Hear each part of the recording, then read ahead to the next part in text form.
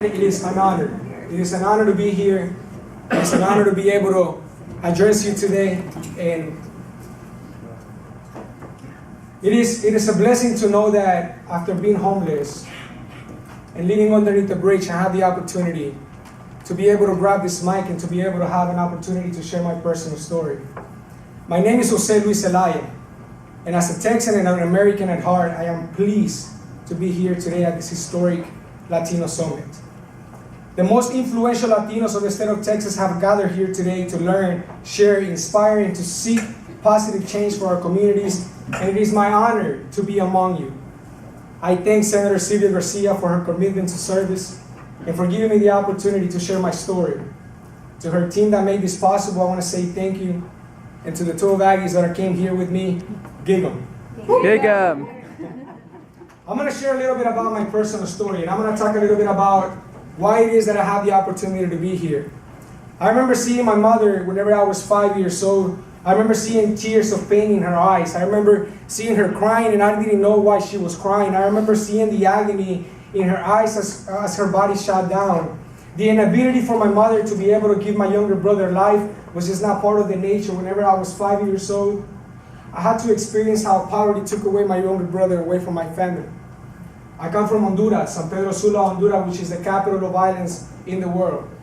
And as I lived in Honduras at the age of 5 years old, I still remember coming into my house and seeing how my mother was grabbing my younger brother to her arms and trying to be able to bring him back to life, but she couldn't. She couldn't because my brother had passed away. Why? Because our healthcare system was very, very weak. Why? Because we didn't even have money to take him to the hospital every day. Every day I always carried $2 in my back pocket, to be reminded that if I had those $2 the day that my brother passed away, that my brother would be here. In fact, he would be the one speaking, but he's not here. He doesn't have that opportunity to be able to be here. My brother passed away due to an asthma attack because my father was an alcoholic man who did not have the opportunity to be able to educate us on how to be able to bring change and to be able to bring change to my family. Poverty was something very serious in my family. Poverty was just something that really destroyed me. I remember at the age of 5 and 6, one of the things that I used to do, I used to grab a bucket of water. I used to grab my t-shirts and I used to cut them into pieces, and I would walk. I would walk at the age of 6 to parks. I would walk to stoplights, to light intersections. And what would I do whenever that light went on red? That was my opportunity to be able to clean somebody's windshields. That was my opportunity to be able to shine somebody's shoes. That was my opportunity to be able to sell newspapers, because that's the type of life that I lived whenever I was in Honduras at the age of 5 and 6. Remember at age 7, I made myself a shoebox, and I walked to parks and I started cleaning, and I started shining people's shoes so that I would have an opportunity to be able to take something home. It is difficult to be able to live in a place where dreams actually are nightmares. It is difficult to live in a nation where you want to have the opportunity to be able to become somebody, but you just can't because violence is something very real. At the age of 7 years old, I already knew what it was to be the man of my house. Whenever I was 9 years old, I still remember the day whenever I was in the bus on my way to school. Gang members came into my bus. At age 9, I was stabbed in my head for simply going to school, because these are the consequences that a lot of children have to experience in a lot of other countries. And the service that you provide, give students like myself, give people like the 11 students that are here with me, the opportunity to be able to dream. I still remember that day when my brother passed away. I was 5, he was 2. My mother couldn't bring him back to life after she gave him life. I still remember how domestic violence was something so serious within my family. One of the things that my father used to do, he used to grab his belt, and he used to wrap it around my mom's neck, and he used to grab her and walk her around the streets of Honduras, because it's a cultural thing that is destroying a lot of Latin American countries, to the point that females don't have rights, to the point that maybe females don't have the authority to even speak. And that was my mom, a brave and courageous woman who migrated to this nation to give her son and to give her daughter an opportunity to a better life.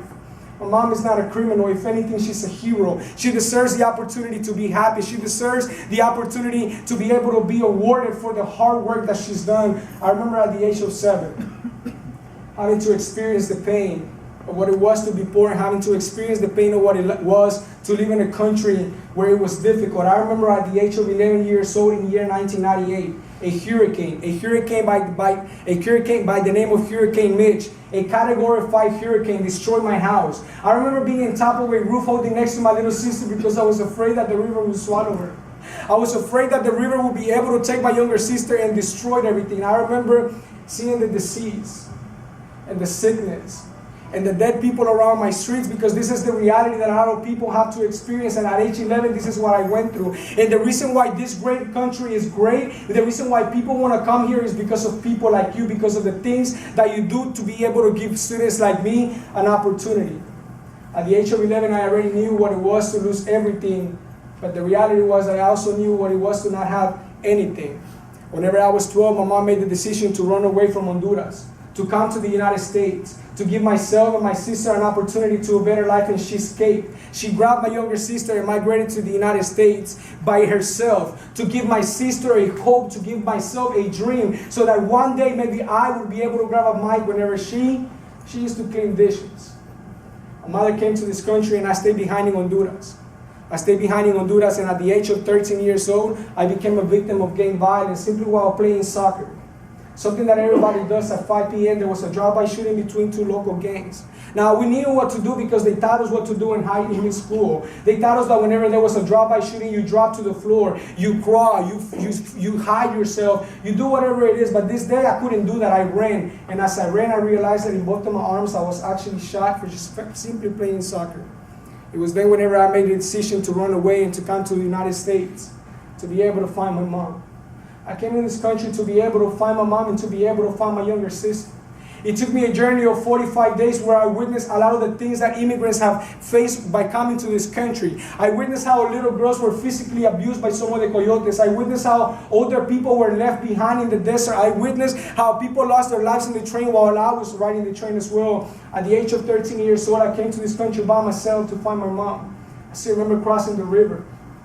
And I still remember being on the other side afraid if I was going to make it, afraid if I was going to be able to become somebody, afraid if my mom would be there to be able to love me and to be able to protect me like she said she would, but nobody was there. I was hungry, I was thirsty, I was not knowing what was going to happen to me, and then an immigration officer came to me. I was arrested and I was later sent to an immigration detention center in Harlingen, Texas, which would become my home, which would become the place where I knew what a bed felt like, which would become the place where I knew what eating would feel like, where the place where I felt what drinkable water would taste like. And at this place, I lived there for about 2 months, not knowing if I would ever see my mom again. It was difficult. It was very painful not to see my mom. It was very painful not to see my younger sister. For almost 2 years, I lived without them. And whenever I was at an immigration detention center, I remember the day that an immigration officer came up to me and said, "Number 7, let's go." I was not Jose Luis, I was a number. And he said, "Let's go, number 7. They put me into a patrol car and they took me to another detention center in Los Fresnos, Texas. And as I went to that other detention center, as the officer opened the door, there was a beautiful lady with a beautiful red dress. I can see her. And as they opened the door, this beautiful lady opened her arms and she said these words. I promise you, she said these words. She said, "Ven a mami." A social worker had found my mom while I was living at an immigration detention center, and while my mom was living at an immigration shelter in Houston, Texas, Casa Juan Diego, they brought her to Los Fresnos, and they reunited with my mom, and they gave me the opportunity to be able to become somebody. They gave me the opportunity to be able to dream. This country is a welcoming country. The United States of America is the greatest country because we have relied on the diversity of its people for its strength. We have relied on the multiculturalism and the different languages so that we can become powerful and strong. And he gave me an opportunity. He gave me an opportunity that my mom was fighting for. And as I came to this country, I went to school. And I am happy to be a Texan. I am happy to be an American because it was a Texan and an American teacher, the one that told me that I was somebody. I went to school at FM Black Middle School in HISD, and she told me I was college material, and she was right. She was so right. I graduated from high school. I got an associate's degree. I graduated with a bachelor's. The day that I graduated, I looked at my mom in the eyes and I said, "Mommy, happy birthday." I graduated on my mom's birthday. I became the first undocumented student that gave the invocation speech at Texas A&M. And the day that I saw my sister for the first time in year 1998, in year 2000, my sister gave me a little note. Now, this little note had a little drawing. It had a little drawing of a little girl and a little boy. And on top of this drawing, it said, "Santa, would you please bring my brother home for Christmas? I later found out that my sister would grab this note, she would put it inside of a balloon and she would let it go every year